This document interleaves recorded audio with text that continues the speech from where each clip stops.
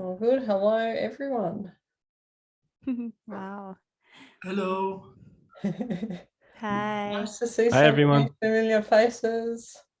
It's really nice. Let's just get going. I think, Vanessa, can you keep admitting people in or work out how to Yeah, of take off course. the waiting room? Yeah, of I'm course. Don't terrible at worry. working out Zoom still 2 years later. Yep. But hello, everyone, and welcome to another formal demography working group. It's so fabulous to see so many of you here again. I'm Monica Alexander. I co-organise this group with Vanessa DeLago, who's here, and Rio, who I'm not sure is here because he had childcare duties, but I think he might be dropping in later on. So today, oh, there he is. Oh, hi.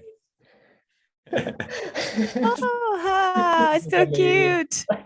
Special guest. Special guest.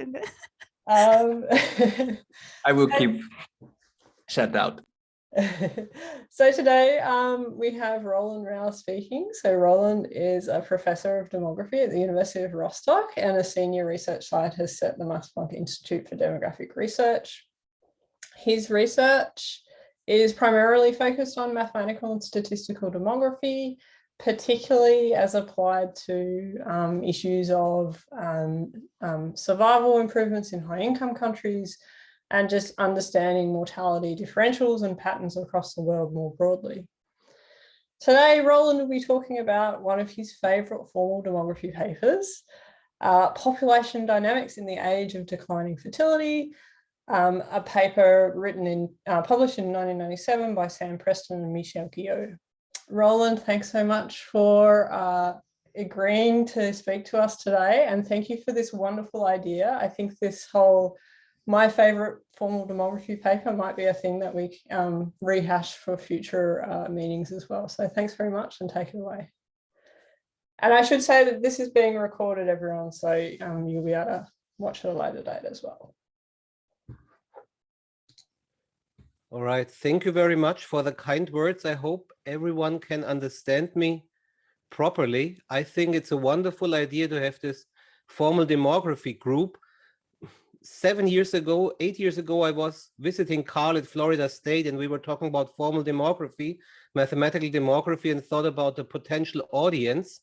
And we thought, well, this sounds super interesting what we were looking at, but probably the worldwide audience is maybe just like double digits, but not in a triple digits. So having this working group gives a nice opportunity to meet all of those people worldwide who have a keen interest. And I see that Hal Caswell is also here. He's not listed in the title, but he's prominently featured here on my bookshelf. All the others could maybe guess. Those are the books you all have to know, which are here in the background, I think. I can ask in the end which ones you recognize. You should know half of them. So I changed a little bit the title, and I think it's best probably to share my screen. Share screen. Share. I hope everyone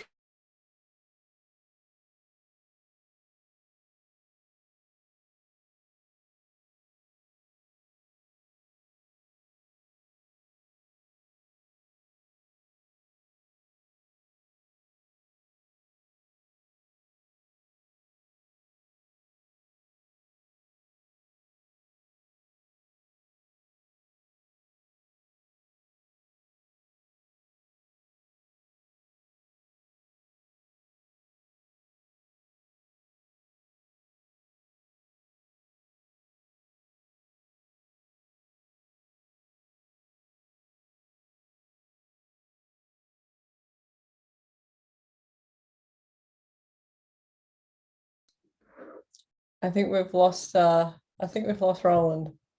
Are you back? Yeah, he went down. There he is. Yeah. Are you back, Roland? I can see you looking very confused, but can't hear anything. I hope you can see me. And Now hopefully you're back. I can share my screen. I hope it's not a Linux issue because it has never been a problem so far, but well, we'll see. I think I just Oh, did. come on, what's happening now? Yeah, I just made you a host again, so you should be able to share again.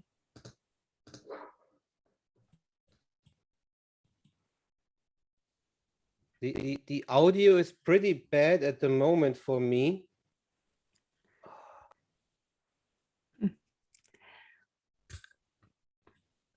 What's But happening? we've made you a host, so you have like more powers now. Okay, I don't know. With great powers, there's great responsibilities. No, I don't know if I can fulfill them.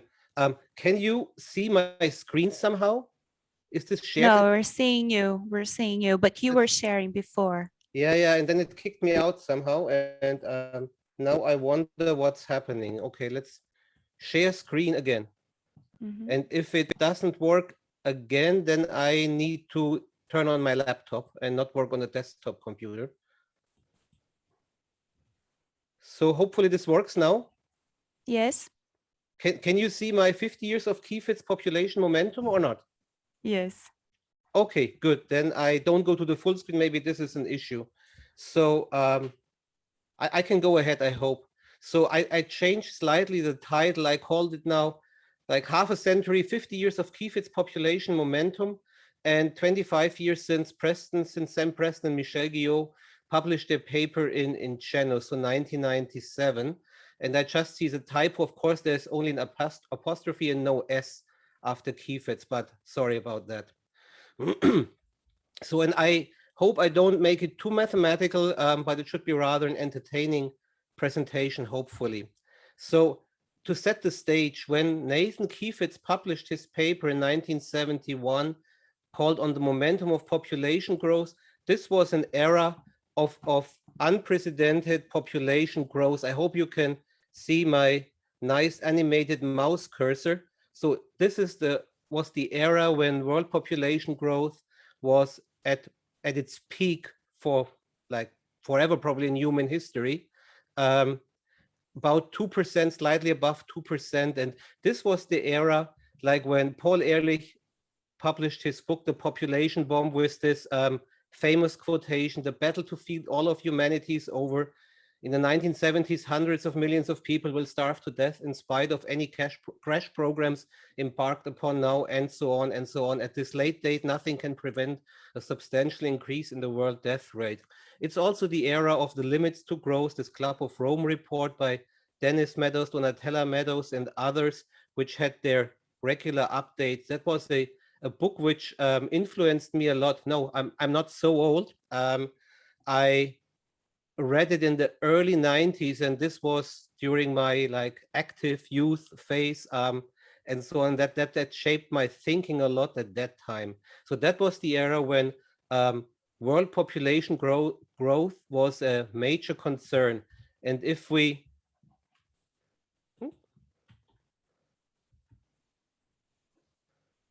look now, fast forward 50 years, what's the problem now? If you look at it, the Vienna Yearbook of Population Research, they just published a call for papers called, oops, that was wrong. My computer is super slow right now, which is not very good. So come on. So the Vienna Yearbook of Population Research just published a call for papers, and they asked like for the causes and consequences of depopulation. And already 10 years ago, the presidential address at the PAA by David Lamb was on how the world survived the population bomb. So now we have the worries about causes and consequences of depopulation, so of shrinking populations. 50 years ago, the fear was about world population growth. So this seemed to be always an issue. And what happened in the meantime, I hope my computer switches to the next slide. There's a few seminal events happened. The number one thing is the article by Sam Preston and Michel Guillot was published, Population Dynamics in an Age of Declining Fertility. So that was the blue vertical line here. and I attended my first demography course at the University of Bamberg, Rainer Dinkler, on population dynamics, which sparked my interest in demography. I added a few pictures of myself, which I found and scanned from 1997. So I virtually no change. I guess most of you or many of you know me. So I have not aged at all, I think, in the meantime. So we have 50 years of population momentum, 25 years of the article by Sam Preston and Michel Guillot, who both were interested to attend, but both could not. But Michel promised that he wants to have a look at the recording. Let's hope it's a bit faster with the slides now. Maybe I should click 1 minute earlier. I never had this issue beforehand, but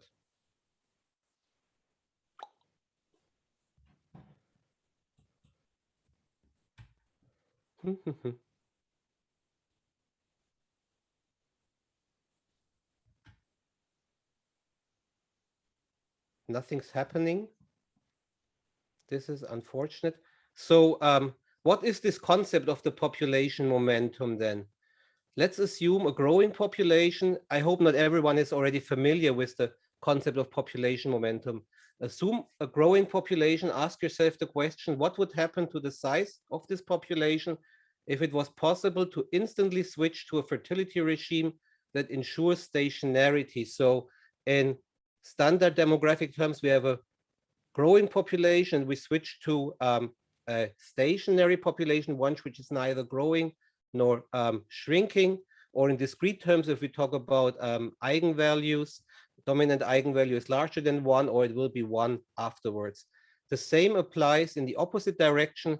What would happen to the size of a shrinking population if it was possible to instantly switch to a fertility regime that ensures stationarity? Let's go to the next slide.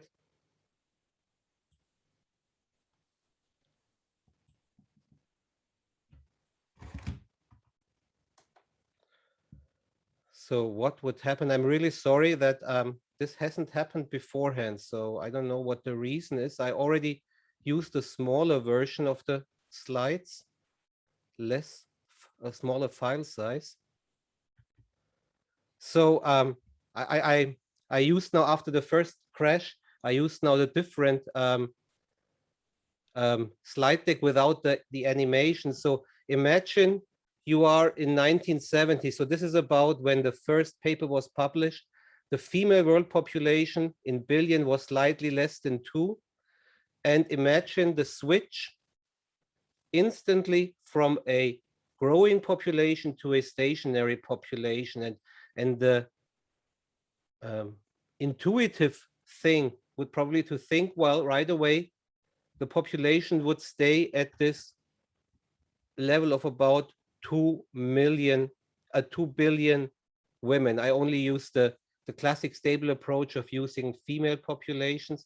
But instead, even if the fertility was switching to replacement level fertility, the world's female population would have grown still by 44%. And this is what is meant by momentum. So like if you play pool and you hit the cue ball, and if nothing is happening apart from the friction, it will still go on even if you do not hit it anymore. So some kind of inertia, momentum.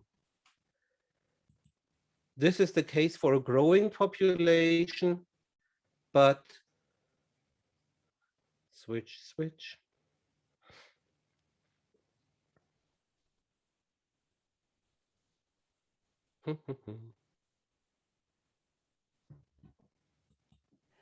Roland, do you want to send me Yeah. the PDF of your presentation and then I can, that would be an option. That would be an option, yeah, if you would like. Yeah, so I stop the share and send it to you. Yeah, maybe it's easier. And then you just say next slide. Now and everything works fine again for me. I'm sorry. Vanessa, I don't know if I have your email address right there, but chat box.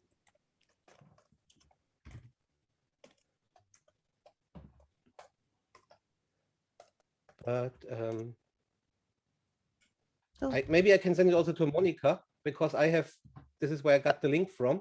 Yeah, you can Sure, say we know sure. So a impolite email is going out in a second, just with the attachment.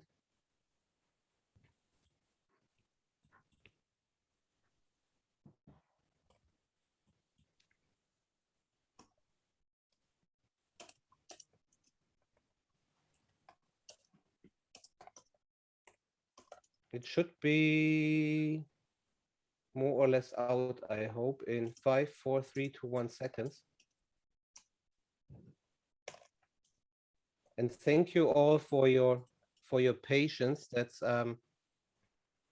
something I recognized only in the past when I was a student, that I always wondered why professors always have technical difficulties, and now I'm the professor and I have the technical difficulties. So please, I hope for your understanding.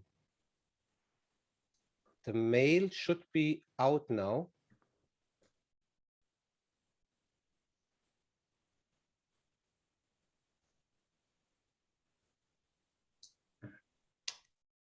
I guess Canada and Germany are quite a long way away, so it takes a while.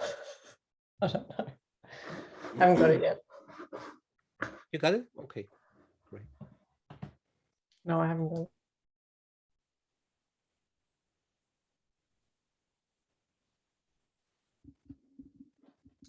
Success. All right.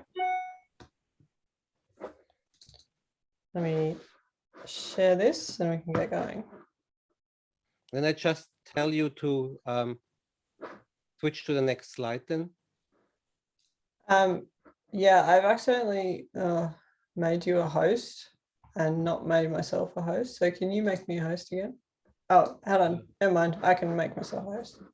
Okay. Cool. Talk amongst yourselves. We're almost there.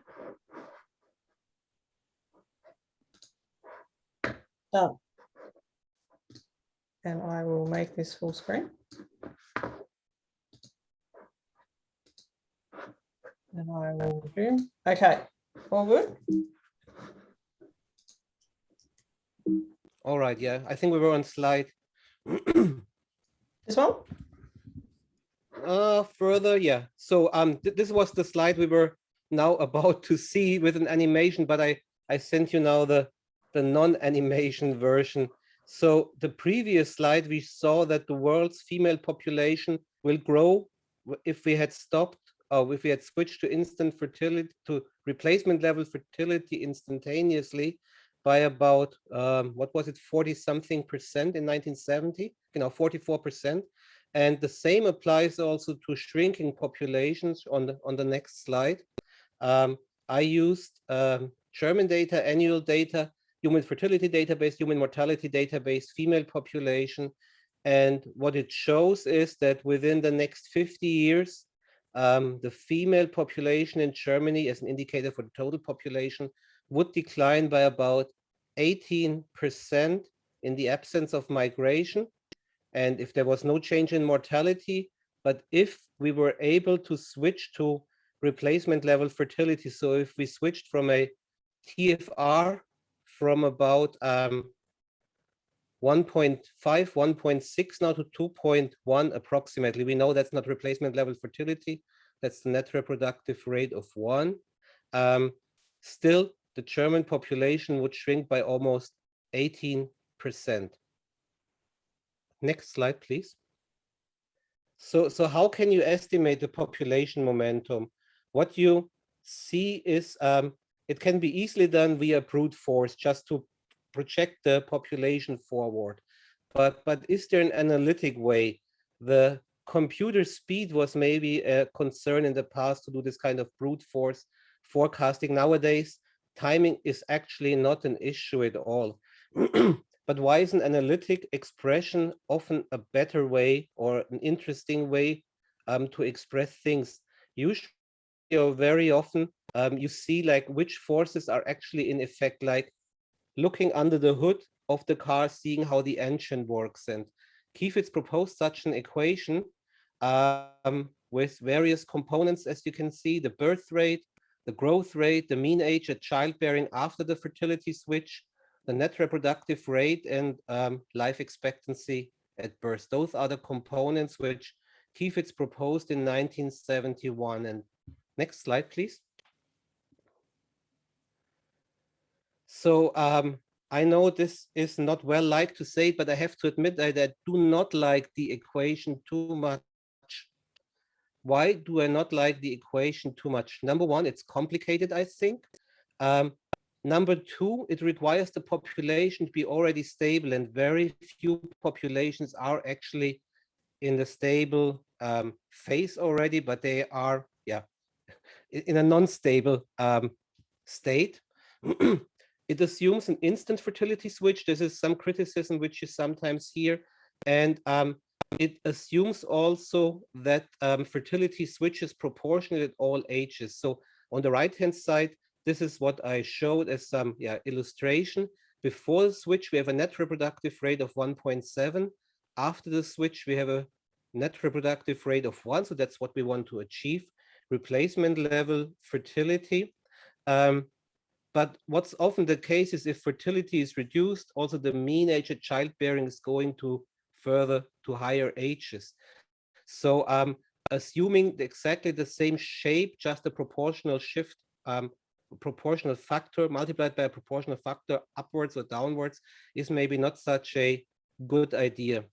And in my opinion, all those various components, they do not provide as much insight into dynamics as I would have really liked. And the last thing is I never managed to get meaningful numerical results. That could be my own fault, or it could be the case if I take an arbitrary population, they are not in the stable state. So it shouldn't be surprising that I did not get meaningful numerical results.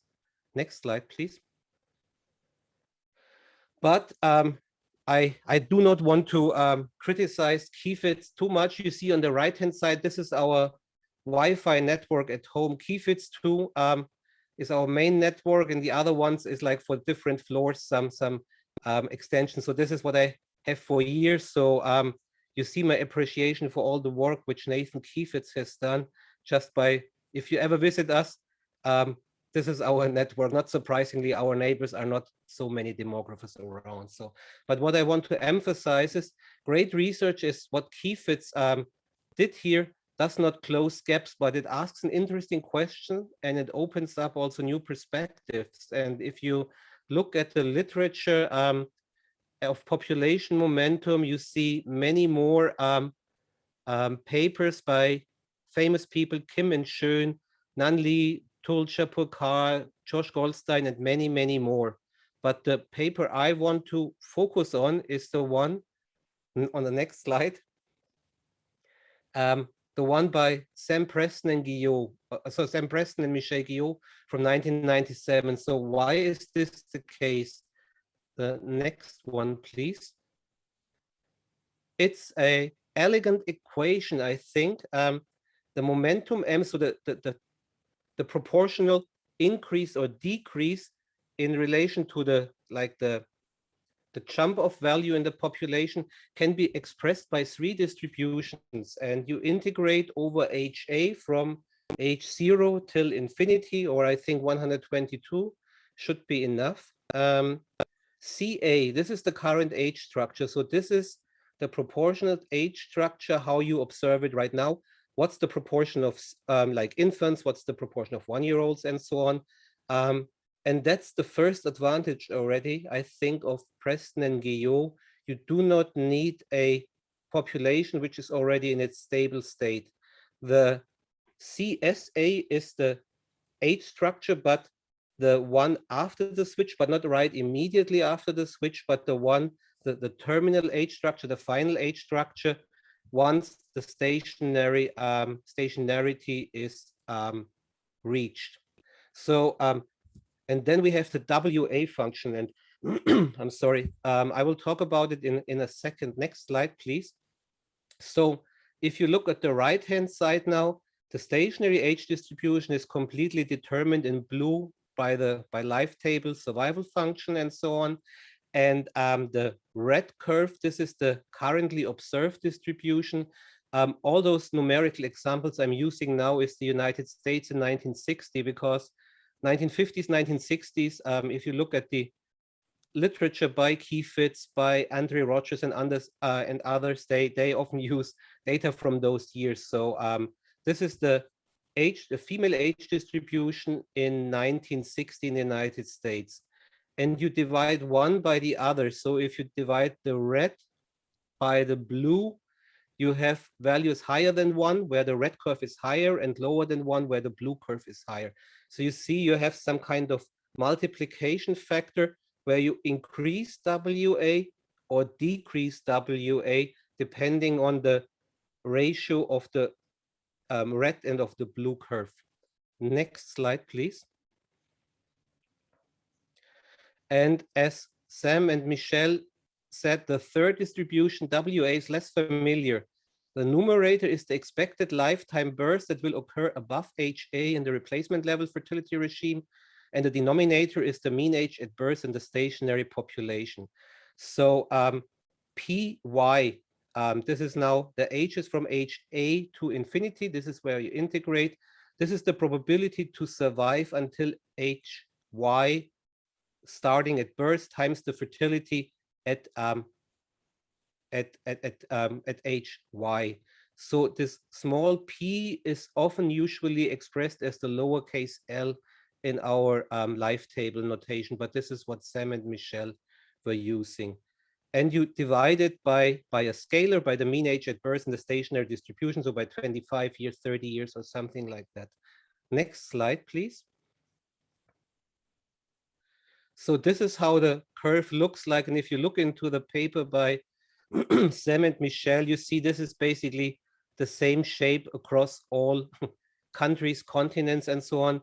After age 50, it's basically 0. It's already very low at age 40. So this is the probability that you, it's the expected lifetime birth that will occur above HA in the replacement level fertility regime. So until age 15, 20, approximately, there's not much happening. And then you have a declining function. So you have two factors, basically the ratio of the current divided by the final age structure multiplied with this distribution of the expected lifetime birth. I think the equation is just fantastic, genius. I really think so. I have no idea how they came up with it. I think they also gave no real explanation. So it's a bit of magic for me. But the great thing is it actually works. It works wonderfully. And next slide, please. So you will ask now, yeah, that's great what Nathan Keyfitz did and what Sam and Michelle did. So what did you do?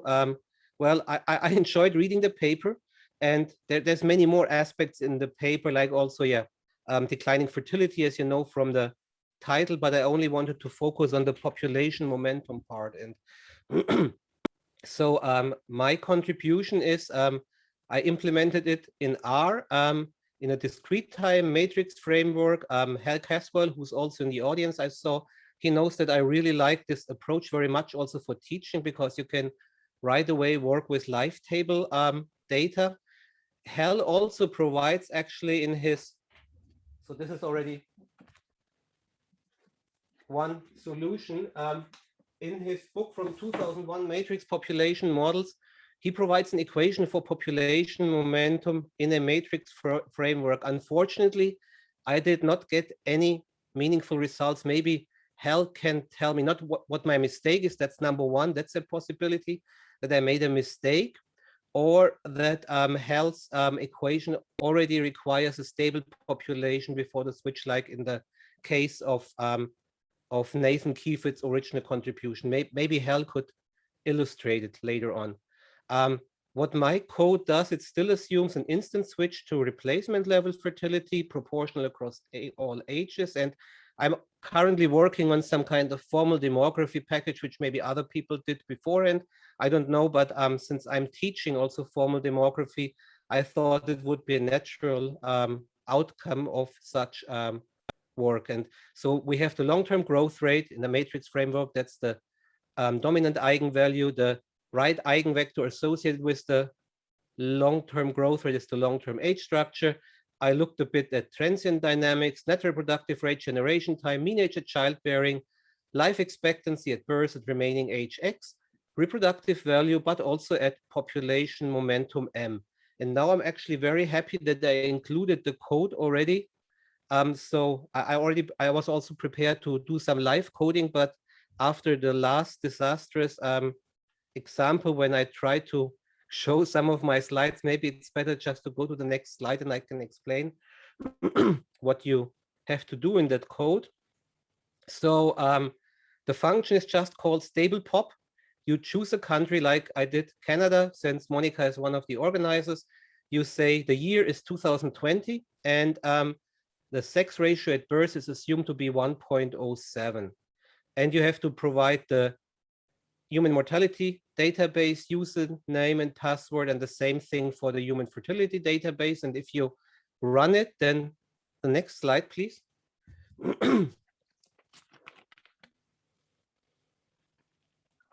You see, I already included a bit of error checking. So if there's no fertility or mortality data available for a selected year, it gives already an error message. So it's not from scratch, but rather advanced, I think, already the package. Please, yeah, so what you can do, you can run this code, Canada 2019, we have fertility and mortality data for that year. You can estimate the annual growth rate. So Canada would shrink in the long term if there was no migration by about 1.2% annually. Then I did already some error checking. So like the M bar is the mean age at childbearing, not taking mortality into account. That's the estimate below, also from the human fertility database. And you see that my estimate $M bar is pretty close to the official estimate of the human fertility database. So that's why I think that my code works actually well. Next slide, please. And this is the those are my estimates for population momentum. I did the brute force approach just to make sure that it works. And it's 0.969. So about the Canadian population would decline by about 3%, even if there was an immediate switch to replacement level fertility. Then the Preston-Guillot approach is approximately the same. And then those of you who know me for a bit longer, I really like recursive functions. When I saw this the first time, my mind was blown a bit. So whenever there's the chance to implement something recursively, I try to do this, and the results numerically are pretty close to each other. So that's why I'm rather confident that my estimates are correct, that Canada would decline by about 3%, even if there was an immediate switch to replacement level fertility. Next slide, please. I also did it for for the human mortality, not only for human mortality and human fertility database, but I also looked at the world population prospects from 2019, the revision, and you can do it for the world and for any country in the world. The function is, I call it create matrix, and the country is this country code. If you ever looked at United Nations data, so Germany is 276, for instance, the world is 900 and so on, and you just have to specify the period. The sex ratio at birth is also provided in the world population prospects, and then this allows you for any country in the world and any period covered in the world population prospects to estimate population momentum. This would be for this era when Sam Preston and Michel Guillot published their paper, would have been about 43, 44%. That's slightly higher than their estimate, but they did it also for both sexes, and they also used a slightly different method. If you look into footnote 7, which is rather long in the paper, they explain in detail how they estimated it. They also used the old model life tables. Some of you might still remember how that works. The other direction is And so I prepared also some help code where you can search for like world, and it gives you all the countries where the world name world, the string world appears. It's rather flexible also, like if you can search also for the code of United, so it does some error checking for lowercase and uppercase letters, so it tells you the country code for each country in the world where the word United appears, or you can do the reverse search. You say, okay, I saw a code of 276, what's that? And it will tell you that it's Germany. Next slide, please. And this is what I did now for Germany, and we see the first example for Germany, which I showed you, showed something about like minus 18%, 18.5% decline in the population. Now, if we use the 5-year age, 5-year Canada time data, we get about the same thing, which also gives me some confidence that our estimates work rather nicely, regardless whether we use the 1-year or the 5-year data. Next slide, please. So some final estimates. I did this for the world right now for the period 2015-2020. And we see that the momentum is smaller than it was 50 years ago, but the world population would still grow by 26%. And there's, well, we can exclude migration for the world. There's not so much in and out migration from this world yet. So even if the world was switching to replacement level fertility, we would see a growth by about a quarter. So we have almost 8 billion people on Earth. A quarter is 2 billion. So 10 billion people is the fate of our planet, at least, even if there was an instantaneous switch to replacement level fertility. Next slide. I think I'm talking already for quite some time. We're all, you can all have those slides. I'm happy to share them. I estimated the population momentum for all the continents and all the countries in the continents. I looked at the map which Monica provided, and for all the people who signed up by the 27th of October, I looked at the countries which were present, and I estimated the population momentum for those countries. So yeah, you see Africa is growing according to the population momentum will grow by at least 56%. And yeah, probably it's best to distribute those slides and anyone can pick them up. So next slide, please. Those are the remaining countries and continents. And the next slide, please. So in Europe, there's not a single country which is still growing, at least of the formal demography participants. I hope it has changed. At the sign-up period, there was not a single person from France. I checked twice. I hope some people from France finally joined our group. So yeah, I think that's changed.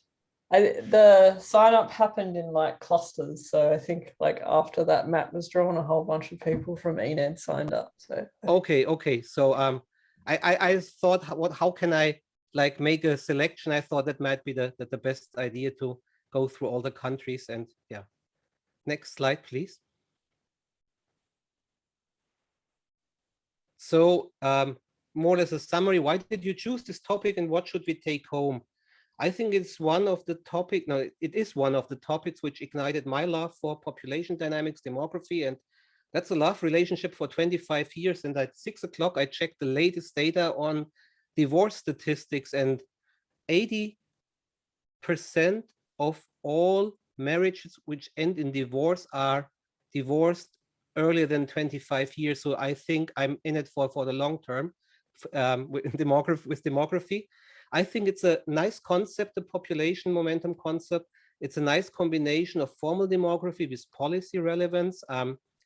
I also don't mind that the original idea does not assume a gradual transition. I think Josh, he did some papers on gradual transitions, but an instant switch, because it gives you some kind of like benchmark or conservative estimate I wrote this quote myself: in the absence of the rather unpredictable factor migration, the German population will shrink by 18%, even if it was possible to switch to replacement level fertility from one year to the next. So talking about fertility policies, maybe we have to be aware, even if we're able to shift mortality upwards from 1.56 to a bit more than 2 children per woman, the population will still shrink by 18%, or the other way around, which was the starting point for the whole concept of population momentum, that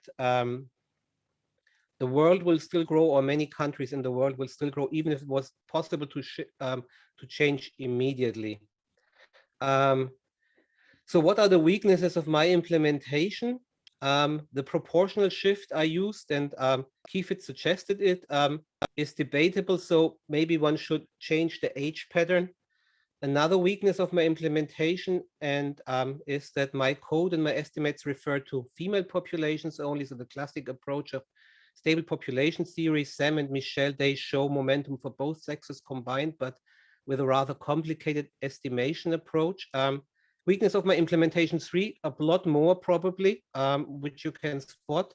And my plan for February is to publish an R package with the code, either on CRAN or on any of the public GitHub, GitLab repositories. And please send me an email if you don't see it by the end of February. I always need to have some kind of like publish deadline, so this forces me to push ahead. The issue is, how can we deal with data? I talked to Hanna Sevchikova, who did the World Population Prospects packages, and the CRAN people are not too happy because those data can be shared, but not on a typical license, and it's not really the appropriate place for data and so on. So I'm not sure yet where, but I'm rather advanced to publish it soon.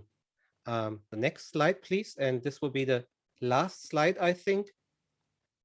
Let me please finish with why I love formal demography, or demography in general, and this is a quote by Lotka.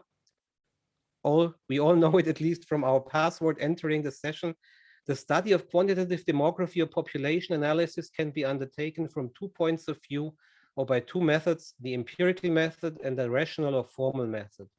The rational method is possible through the fact that between the various demographic characteristics, there exist certain necessary relations, that is, relations imposed by the laws of physics or the laws of logic. But the rational method is not only possible, it is indispensable if we wish to obtain an entirely satisfactory understanding of population phenomena. Undoubtedly, the ideal process is to cultivate both methods side by side. According to our predilections, I checked the word, I didn't know it, according to our preferences, the empirical data will then be for us concrete illustrations of the abstract principles that mainly interest us, or on the contrary, the formal relations will serve us as guides in the examination and interpretation of the empirical data, which in the case will be our fundamental interest. And I think the concept of population momentum is such a nice thing, especially with the equation provided by Sam and Michelle, where you see really which are the forces. So you have the ratio of the age structures, and you have this expected future lifetime birth. Now I have a visitor. Moritz, ich bin fast fertig. Wink mal kurz rein in die Kamera. Die Leute können dich schon sehen. Aber jetzt gehst du mal wieder runter zu Mama. So sorry, that was my son Moritz, who is supposed to go to bed now because it's almost 8 o'clock in Germany. I just want to say, as some final words, I think what Sam and Michelle provided is really like a fantastic example of such a combination of formal methods with empirical applications, and I think also quite some policy relevance. And I would like to say thank you very much. You can go to the next slide to see a list of references and pictures of myself in 2021, 22, and 1997. And I think it's hard to tell which are from 2022 and which from 1997, apart from the hair. Thank you very much. And thank you for your understanding with the technical difficulties. Thanks. Thanks so much, Roland. That was fabulous. I'm just going to stop sharing my screen now. I don't know if we know each other well enough, but I'm going to make the joke anyway about population dynamics in the age of declining hair. Maybe with those photos. Anyway, no, that was fabulous, and it's such a lovely paper. I've got quite a few questions, but maybe I'll just I have just a really practical question first, and then other people probably have more insightful questions. I know Vanessa put some things in the chat. You mentioned you wanted to publish this by the end of February, and I can guarantee that I will be one of those people following up, because I'm super, super curious about what's happening under the hood of those functions. They were really neat. And I was very impressed that you can just put in your HMD password into a function. But one of my questions more broadly was teaching this stuff. So you said that writing this code was motivated by teaching. And so with teaching this, do you find that the sort of self-contained like functions where you don't necessarily see what's happening with the calculations, that's easier for students to understand, or does it depend on the level? Or I wonder if you had some reflections on that. I think some things are rather difficult to teach. So thank you, Monica, that you're interested. I published a data package recently, and after 1 week, I still only had one download, and you told me that you downloaded it. So so thank you very much for being interested in it. How do I teach it? It's actually a last year bachelor course, our mathematical demography, which is rather challenging, I think, and tough for the students, but some people get hooked on it like I did when I was like end of undergraduate studies. So simple functions, we will do it in the course, but for instance, the first Corona summer term when I was teaching it, I did not, I don't know if there's any students around for future exams maybe, but I provided them some kind of comprehensive functions where they plug in their data. And for them, it was rather their task to pick a country, pick a year, or like pick several years, and then interpret what's happening. How can you interpret what are the weaknesses? So this is like for the whole thing, especially Hal is already raising his hand. I based a lot on Hal's matrix population models book. A lot of the code is published in MATLAB, so it's rather easy to translate it then to R. I think it's sometimes also easier, but that's how I was raised, let's say. Others might think that MATLAB is better. So I think it's especially challenging because I really like this chapter on transient dynamics, how like those chaotic swings dampen out and so on, and then how you can estimate the period of oscillation. You have to introduce complex numbers, which can be a lot of fun, but I understand that this is rather challenging. So I never asked them to do anything with complex numbers apart from interpreting the results then. Cool, thanks. Yeah. Yeah, so Roland, thanks for a really nice, clear description of these ideas and for your nice comments about my book. It made me go pull mine off the shelf and look at the momentum equations. And I think looking at them, well, two things. One is that I didn't write that particular passage as clearly as I might have. I think that it does not assume that the population is at its stable structure. Yeah, that's the equations right there. I think that what I was trying to do was to use the concept of the stable equivalent population, which for any age distribution is the size that would correspond to the growth if it was at a stable structure, given a set of vital rates. And so I think that I'm assuming that the initial population can be in any structure, transform that to the stable equivalent, and then ask about the growth of that relative to the size of the initial population. I think that's what I was trying to do. It might be worth checking to make sure that I did it right. The other thing that maybe I could mention is that the matrix approach has the advantage that you can do it with life cycles of arbitrary structure. Demographers like age a lot, but even though some of them don't age over periods of time from 1997 to 2022. But there are important demographic concepts that show up in multi-state models.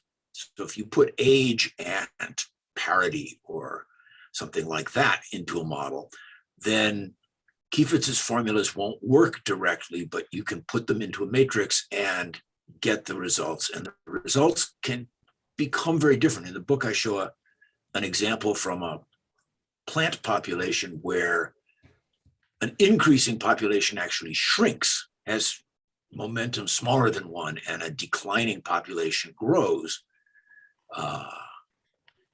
so that the patterns can be different. So it's really nice to have the comparisons. All the stuff that I did was with an abrupt change from one regime to a stationary regime. So doing that for non-abrupt changes is really important. I like the way that you sort of laid out all of those different decisions that you have to make when you're doing a calculation. Thank you very much. Yes, yeah, stable equivalent population. I think that's. I think Dave Coons, he wrote a paper, I think, also referencing your population momentum equations, and he mentions, I think, something along those lines. That's possible. Yes.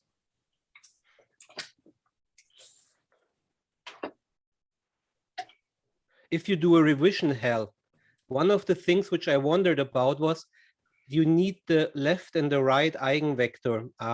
And the question is, how do you use them? There are several uses. Like if you look at perturbation analysis, you scale them in a way that the scalar product is 1, as far as I can recall.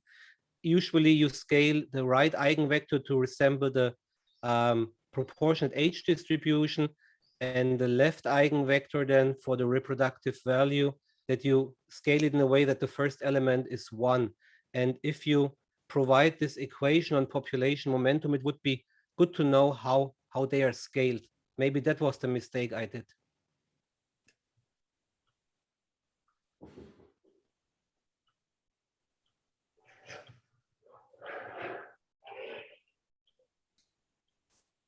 Any other questions or comments from people?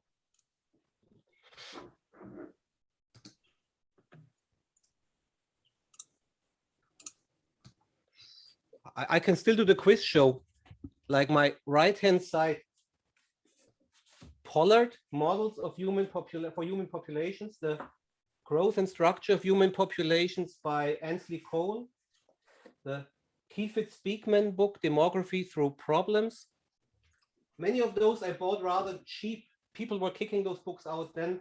One of those, Demographies by Graciela Chakvalin and Guillaume Wunsch. Another cheap thing which I got in an antiquariat.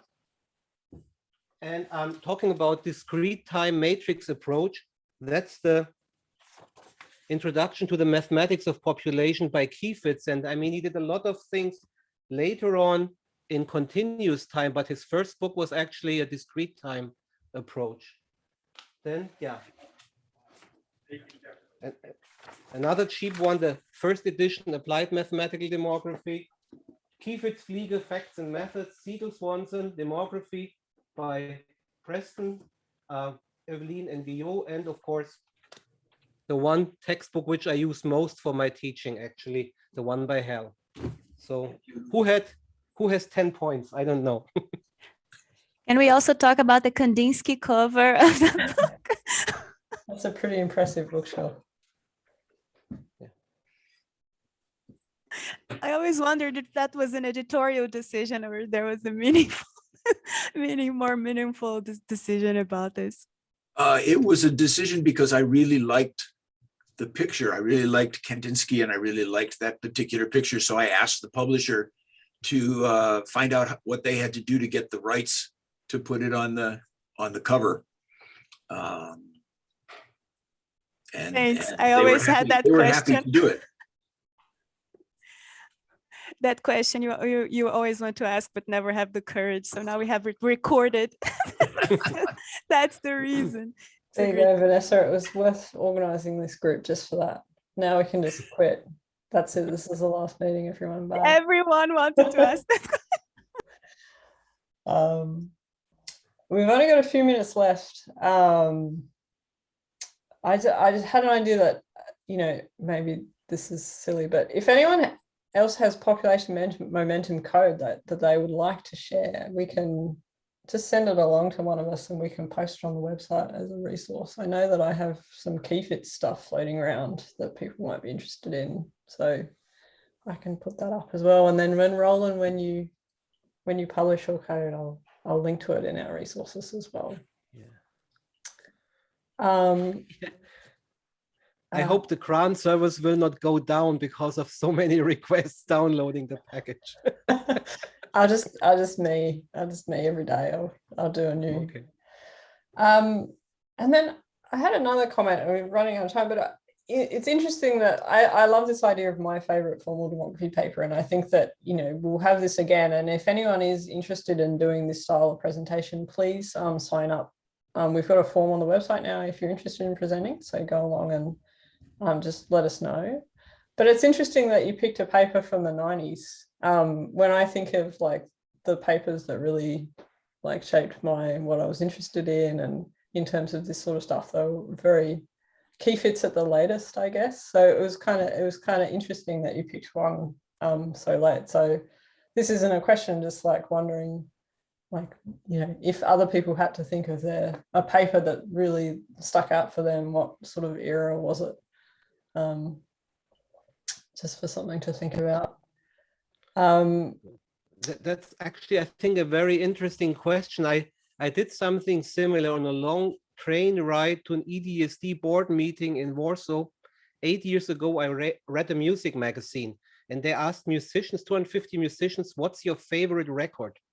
And well, it was a long train ride, 8 hours from Rostock, more or less. So I wrote down, like, when was the musician born and when was the album published? And then you can see how old they were when they were published. And more or less, for musicians, their favorite album is, of course, something very important, like maybe for us, our favorite demographic paper. And it turns out that I think by the age of 20 or 22, nothing was published anymore, which they thought was really seminal or interesting. So, so of course, you could say your favorite record is Beatles, Sgt. Pepper. So it's like you have your minus age. But I was born in 1975. And so my decisive years were then probably the early 90s, maybe also for demography. And ask yourself, like, what's your favorite record of all time, which you could take on your like favorite island? And I thought it was interesting that there's really this clear socialization. Once your taste is fixed or something, then cohort approach, it sticks with you for the rest of your life. Maybe something similar for demographic papers. I don't know. I also think it depends on your background, since demography is so interdisciplinary, because in my case, I really like the really, really old papers, maybe because of a philosophical background. So when these really old papers, when they start talking about the force of mortality, so Gompertz writes about the human ability, a man's ability to oppose the force of destruction in a very technical paper, which would something we would never write like today. Or so these really old papers, when they're talking about very technical and mathematical stuff, but still they talk about it in a almost poetic way. So a man's ability to oppose the force of destruction. Yeah, the one pure luck, and the other one, yeah, the 1825. I don't remember it live, of course, so I'm not that old, but it's just after 2 here in Toronto, and so just after 7 in Rostock. So we better wrap up. But I wanted to thank everyone for coming. I thought this was really great. We'll aim to meet again at the end of February, meeting to be decided, but possibly kinship, formal demography of kin. Cool. But this will be a TBD. And we'll put everything up from today on the website. And yeah, thanks again for coming. Have a good month and see you all again soon. My package is published by the next meeting. That's my promise now. I'll make an announcement about it. Okay, great. Thanks very much, Roland. It was great. Thanks, Thank you. everyone. See ya. Thank you. Bye bye.